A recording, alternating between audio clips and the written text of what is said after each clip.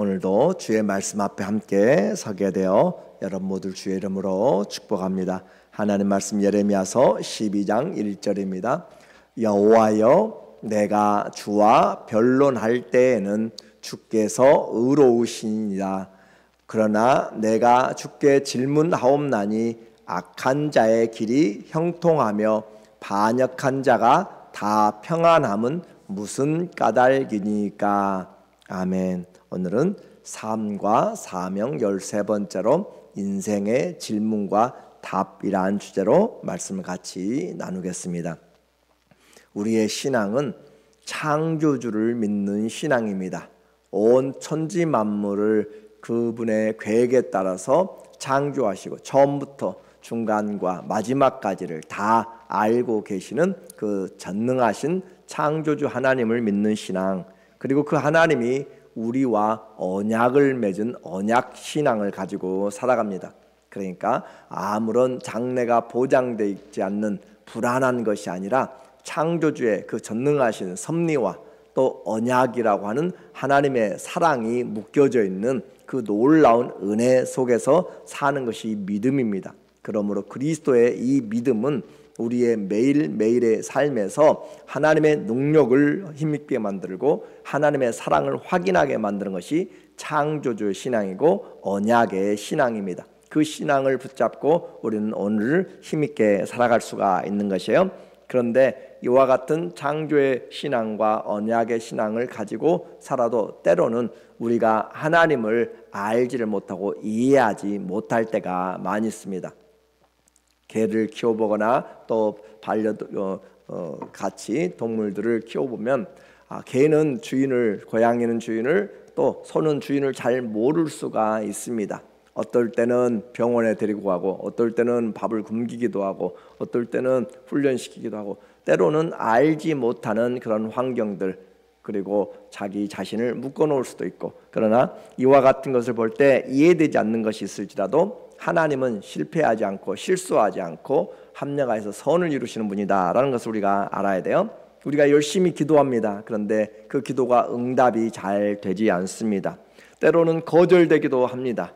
혹은 나보다 믿음도 없는 사람이 잘 나갑니다. 그 가정을 보면 주님과 상관이 없이 정말 인생을 인조이하는 것처럼 그렇게 보입니다. 악한 친구들, 너무나 잘 되는 것에 대한 질문입니다.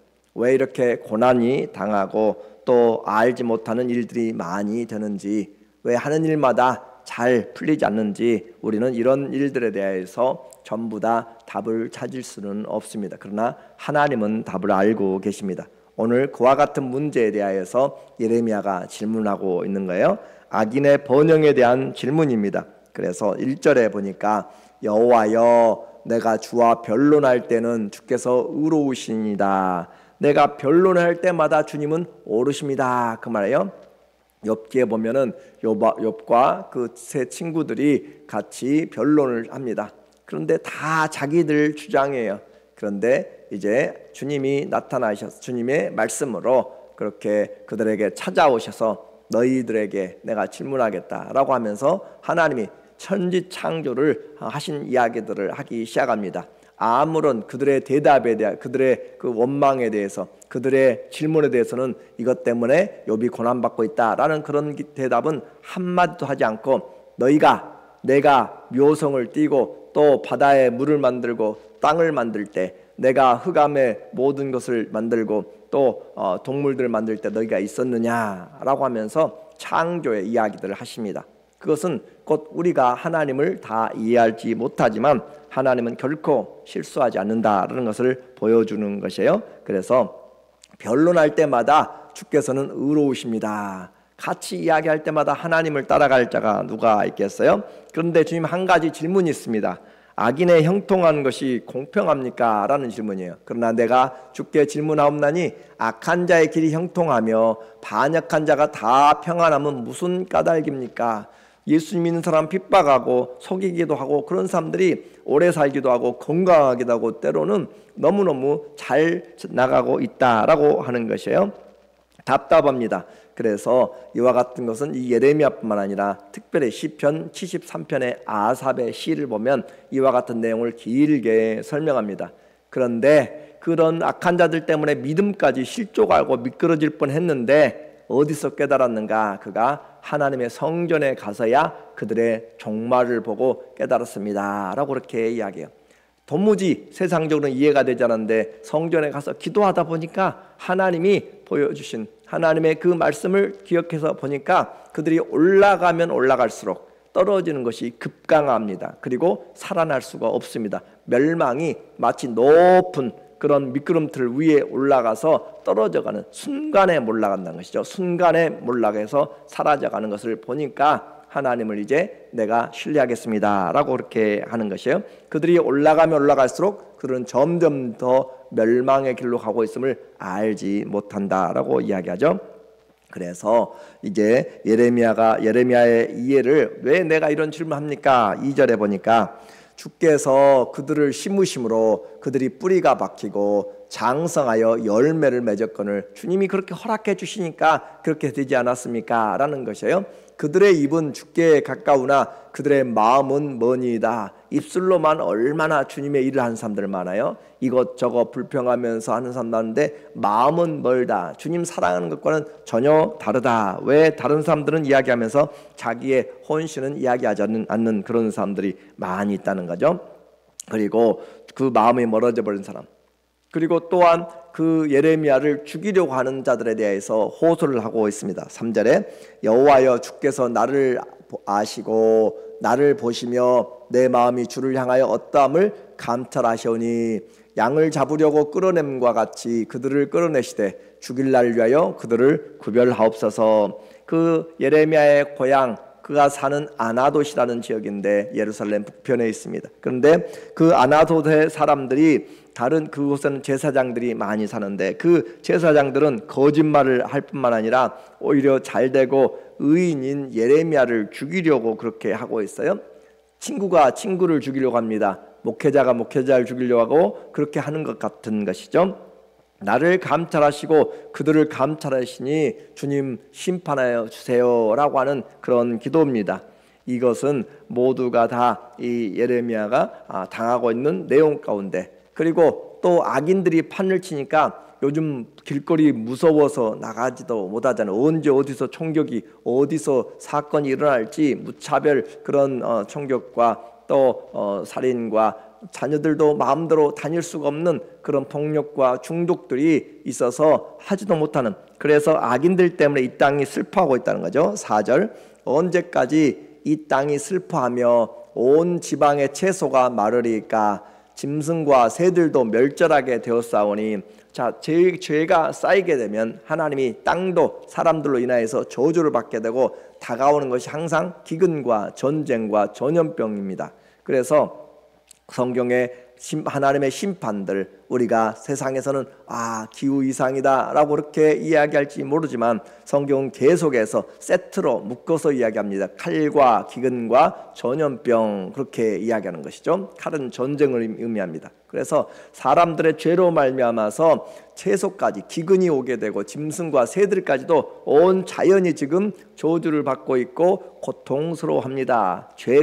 그래서 죄를 많이 짓게 되면 땅이 그들을 토하여 내는 그런 결과를 나타내고 있어요. 그래서 이는 이 땅 주민이 악하여 스스로 말하기를 그가 우리의 하나님이 우리의 나중 일을 보지 못하리라 함이니이다. 하나님, 우리가 하는 일에 대해서 장래 우리에 대해서 아무런 관심도 없다라고 하는 것이죠.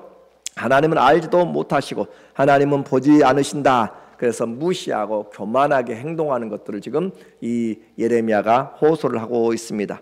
그래서 이에 대한 하나님의 답변입니다. 이해되지 않는 것 다 이해하려고 하지 마라. 너는 너의 갈 길을 가라 라고 한 것이 하나님의 답입니다. 그래서 5절에 보면 만일 네가 보행자와 함께 달려도 피곤하면 어찌 능히 말과 경주하겠느냐. 그래서 내가 사람과 열심히 지금 씨름하면서 가는데 허덕거리면서 힘들고 어려워요. 저 사람은 왜 그래요? 이 사람은 왜 그런데 앞으로 닥칠 일은 이보다 더 크다는 것이죠. 앞으로 너는 가게 되면 너의 친구들이, 제사장들이 지금 너를 그렇게 핍박하고 살인한다고 그렇게 이야기하고 있지만 이제 그는 앞으로 가게 되면 그는 실제적으로 잡히게 됩니다. 그리고 채찍에 맞게 됩니다. 그리고 물이 없는 구덩이에 갇혀서 죽을지 살지 알지도 못하는 그런 구덩이에, 물웅덩이에 빠지게 될 것입니다. 앞으로 전쟁이 일어나서 그 성이 멸망하고 그는 포로로 잡혀갈 것입니다. 그와 같은 일들이 죄 때문에 일어나는 환경이 다가올 건데, 너는 그와 같이 지금 이 옆에 있는 사람들의 잠시 잠깐의 원망이나 또 이런 시험들 때문에 넘어진다면, 이 친구 사람들과 보행자와 함께 달려도 피곤하면 어찌 능히 말과 경주하겠느냐. 앞으로 다가올 그 환난 때에는 너가 더 믿음이 굳게 서서 말과 경주를 해야 될 그런 하나님의 사람인데, 이런 작은 일에 시험에 넘어져요. 조금만 하면 시험에 넘어지고 조금만 하면 시험에 들고, 그러면 앞으로 다가올 신앙의 그런 위기에서는 어떻게 이겨내겠느냐. 정말로 이와 같은 것을 이야기하고, 또 네가 평안한 땅에서는 무사하려니와, 평안할 때 모든 것이 좋을 때는 다 everything is okay입니다. 그런데 요단 강물이 넘칠 때는 어찌하겠느냐. 신앙은 평안할 때만 하는 것이 아니에요. 어렵고 힘들 때, 요단에 이 강물이 넘칠 때라고 하는 또 다른 번역에는 요단에 수풀이 많아서 사자가 나오는 것들을 이야기합니다. 그래서 강물이 넘칠 때, 요단 강물이 넘칠 때는 모든 것을 쓸어가는 것이에요. 요즘 중국의 홍수, 다른 나라의 홍수들 많이 보잖아요. 산불 다 삼켜나가잖아요. 그런데 그와 같이 허리케인 삼켜나갈 때, 평안할 때는 좋은데 그 모든 환란이 닥칠 때 너는 어떻게 하겠느냐. 지금 우크라이나 러시아 전쟁에서 그 믿는 사람도 있을 거예요. 그런 전쟁 가운데 네 믿음 어떻겠느냐 이 말이에요. 그래서 우리 믿음은 오늘 내가 평안할 때만이 아니고 사람들과의 관계에서 신앙생활한 것이 아니라, 믿음은 하나님을 바라본다라는 것이, 믿음은 하나님이 나를 사랑하시고 하나님의 창조신앙과 언약의 신앙을 가지고 나가는 것이지, 사람들과의 경쟁하고 사람들에게 뭘 얻으려고 칭찬받으려고 하는 그런 것들로 생각하지 말고, 하나님은 우리를 그냥 사람들과의 경쟁이 아니라 말과의 경쟁, 앞으로 다가올 그런 많은 어려움들을 향해서도 이겨낼 수 있도록 그렇게 연단시켜서 강하게 만들려고 하나님은 하고 있다라고 하는 것이에요. 그래서 갈등은 앞으로도 심해질 것입니다. 여러분들에게도 또 저에게도 앞으로 어떤 어려움이 닥칠지 우리는 알 수가 없습니다. 그럼에도 불구하고 모든 환란이 닥쳐와도 우리는 능히 이길 수가 있다라고 하는 것이에요. 어떤 어려움이 닥쳐도 하나님이 함께 하심으로 두려워하지 말라, 놀라지 말라, 나는 너의 하나님이 됨이라. 내가 너를 도와주려 하신 주의 약속이 우리에게 있다라고 하는 거예요. 그래서 우리에게 자기 자신의 믿음을 지금 다른 사람 신경 쓰지 말고, 저 사람은 어떻게 되겠습니까? 베드로가 그러잖아요. 예수님에게 네가 날 사랑하느냐 3번씩 물어보면서, 심각한 질문을 들으면서 주님이 아십니다. 내 양을 먹이라. 그러니까 뒤에 보니까 예수님의 사랑하는 요한이 따라오고 있으니까, 저 사람은 어떻게 되겠습니까? 너는 네 띠를 띠고 네가 젊어서는 마음대로 돌아다니지만 나이 들어서는 원치 않는 것으로 사람들이 띠를 묶어가지고 인생을 끌어갈 것이다. 그러면 저 사람은, 너는 그 사람을 신경 쓰지 말고 너는 나를 따르라. 오늘 우리는 다른 사람의 신경이 아니라 하나님과의 관계에서 우리에게 준 사명에서, 세상이 다 배반의 길을 가더라도 우리는 오직 믿음의 길, 세상이 다 넓은 길을 가더라도 우리는 좁은 길, 생명의 길, 그 길을 가야 되는 것, 하나님을 배반하지 않고 끝까지 신뢰하는 그것이 오늘 어떤 어려움이, 말과의 경쟁, 또 홍수와 또 자연재해와 전쟁과 또 실패와 우리의 좌절과 그 모든 환경에서도 이겨낼 수가 있다라고 하는 거예요. 앞으로는 이 다정한 유혹들, 가족과 친척들이 자기를 속입니다. 다른 사람이 속이면 그래도 배반하면 쓰라리고 아프고 그러지만, 가장 가까운 친구, 또 심지어 가정에서 그런 속임이 있다면 우리는 얼마나 마음이 아프겠습니까? 6절에 내 형제와 아버지의 집이라도 너를 속이며 네 뒤에서 크게 외치나니, 그들이 네게 좋은 말을 할지라도 너는 믿지 말라. 사람을 믿지 말라. 왜냐하면 속이기 때문에 그렇습니다. 의인은 하나님과의 관계로 산다고 그랬고, 하나님의 사람은 주의 말씀을 듣고 살지 사람들의 그런 달콤한 이야기를 따라가다 보면 결국 넘어지게 됩니다. 신앙생활에서 많이 넘어지는 것이 사람들과의 관계, 대화에서 무너지고 시험 들고 그러거든요. 그리고 자기의 사람들을 만들려고 하는 그 모든 것들은 우리의 하나님을 올바로 알지 못한 것이죠. 그래서 좋은 미소 뒤에, 좋은 그 밥 먹는 뒤에 또 다른 배신들이 있다라는 것을 지금 여기서 말하고 있어요. 그래서 이제 하나님이 말합니다. 직접적으로 너는 그것을 알지 못하지만 나는 플랜이 있다는 것이, 하나님은 다 계획이 있으시구나. 그래요. 하나님은 계획이 있어요. 7절에 내가 내 집을 버리며 내 소유를, 하나님의 집, 하나님의 성전이죠. 하나님의 백성들을 하나님이 지금 놔버린다는 거예요. 그래서 내던져 내 마음으로 사랑하는 것을 그의 원수의 손에 넘겼나니 내 소유가 습속의 사자같이 되어서 나를 향하여 그 소리를 내므로 내가 그를 미워하였음이로다. 하나님이 백성들이 하나님을 섬기는 것이 아니라 뭘 해왔죠? 우상들을 섬겨왔잖아요. 온 천지에 예루살렘에 그 유다의 도시 수만큼 우상들을 섬겨놓고 하니까 하나님이 그냥 그 백성들을 소유를 원수들의 손에 맡겨버렸더니 그 소유가 습속의 사자가 되어가지고 주인에게 지금 달라들고 있다라고 하는 것으로 지금 표현하고 있는 것이에요. 그래서 내가 그를 미워하였노라. 하나님이 그렇게 으르렁거리면서 덤비고 있는 그들, 그리고 진짜 매도 아니면서 무늬만 매같이 그렇게 했던 사람들. 자, 9절에 내 소유가 내게 대하여는 무늬 있는 매가 아니냐, 매들이 그것을 애워싸지 아니하느냐. 너희는 가서 들짐승들을 모아다가 그것을 삼키게 하라. 이제 그것을 내놓으니까 진짜 매들이 와서 그것을 새를 유다를 그렇게 심판하고 있는 그 모습들을 이야기를 하고 있어요. 그래서 내 백성이 매들에게 둘러싸여 무늬 있는 혼합된 내 백성이 매들에게 둘러싸인 새와 같이 뜯겨지리라.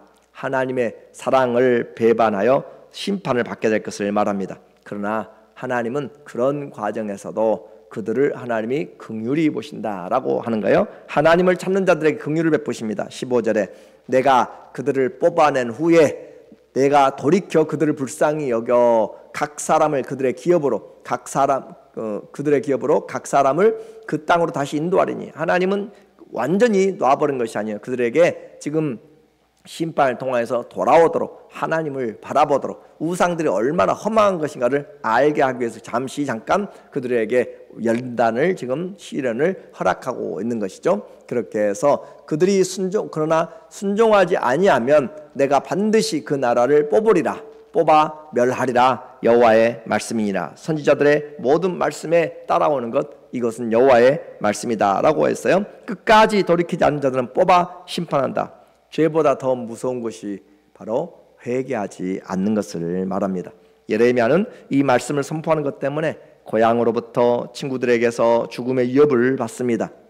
그리고 이 세상의 불공평한 것들, 악한 자들이 잘되고 평안함에 대해서 질문합니다.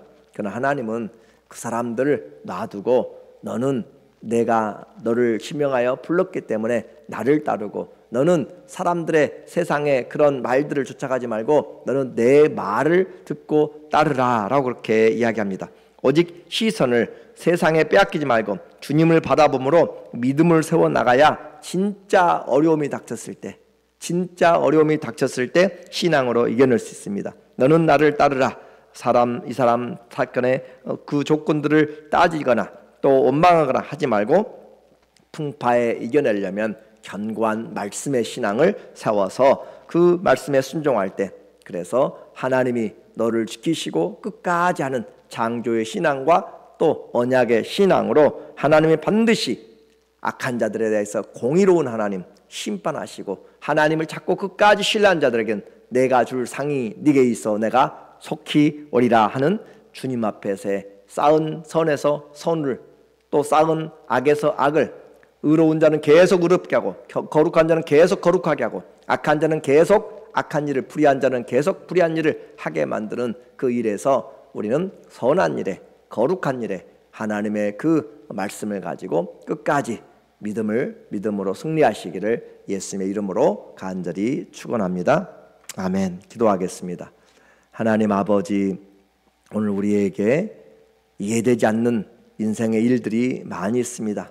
그러나 주님의 말씀은 변함이 없고 진리입니다.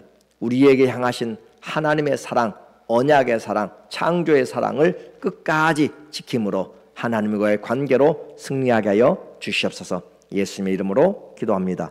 아멘. 다 같이 기도하도록 하겠습니다.